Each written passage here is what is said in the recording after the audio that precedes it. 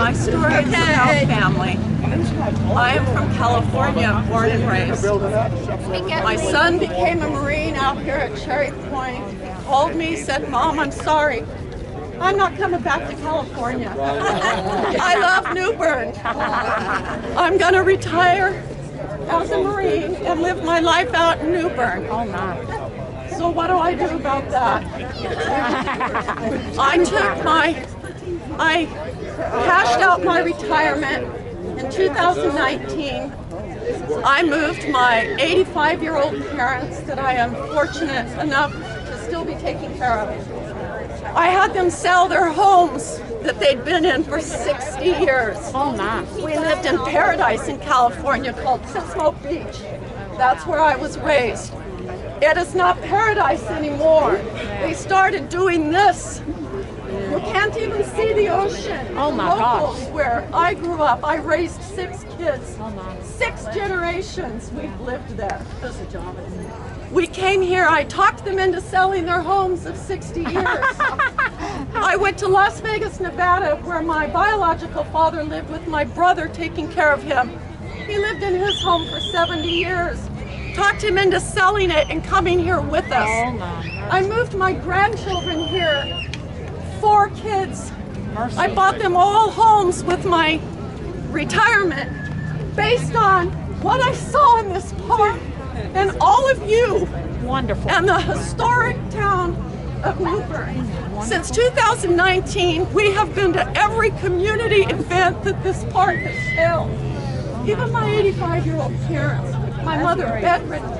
I bought a transport vehicle just to get her here. Oh, wonderful. Wonderful. Just to see it, just to look out the windows and know why I chose here. Right. To teach my grandchildren how it's supposed to be. How when you walk down the streets of New Bern, you have eye contact with everyone. God bless you. People have the time of day to say, "Have a nice day," and God bless you. Have a nice day. You don't get that in a lot of cities anymore, and especially not California. It is all about, like the other gentleman said, it's about you, now it's about me, and it's about us and teaching our children how grown humans are supposed to react, the respect, the hospitality, the community. That's what it's about. And to me, I didn't even know if my folks would make the plane trip. I had horrific therapy just to get them allowed on the plane to come here. We're totally invested here. We need to keep it like this. And you can't find it. You can't. You can't get it. You have it here. We need to preserve it. Like you said, for the next generation. There's my granddaughter right there. She's here because this is how it's supposed to be. This is how you're supposed to teach your children. That's right. Thank you. Thank you. God bless you. That's enough. I've been here for most of my life. This has always been home, and over 6 generations of my family have lived here as public servants and private citizens. And this town has picked itself up from the bootstraps from the 50s when nobody wanted to be here, and it was the only way to get down east. And they have created a community that people want to be in now. And we need to be organized in how we do this and not let anger get in anybody's way, and have a plan and make sure that we do this properly. You're right. And so that would require going to meetings and all of us showing up at city planning and alderman meetings, and if they have technical review committees, so that we can have our say. But do it respectfully. There's been enough grief going on in this community up through now, and it comes out as anger, and we need to take care of ourselves. And by taking care of our town, we're doing that as a whole.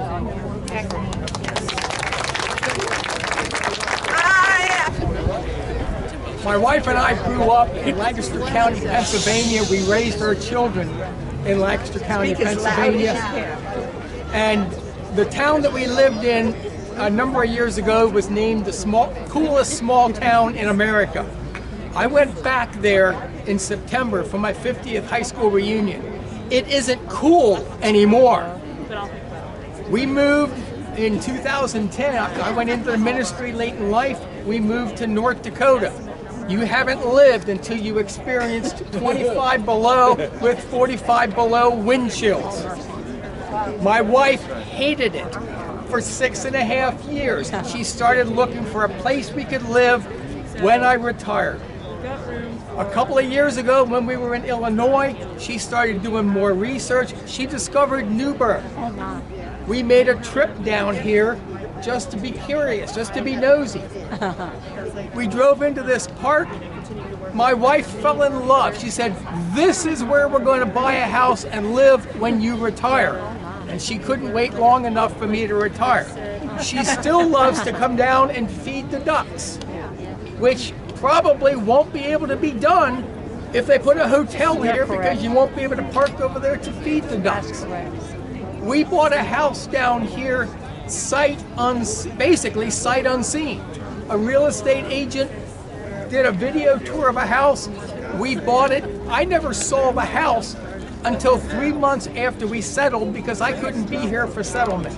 I want to say this. This is where we are. This is where we're going to stay. We love it here. We love the community. We love the people. We love the park. We don't want to see it change. That's all I'm going to say.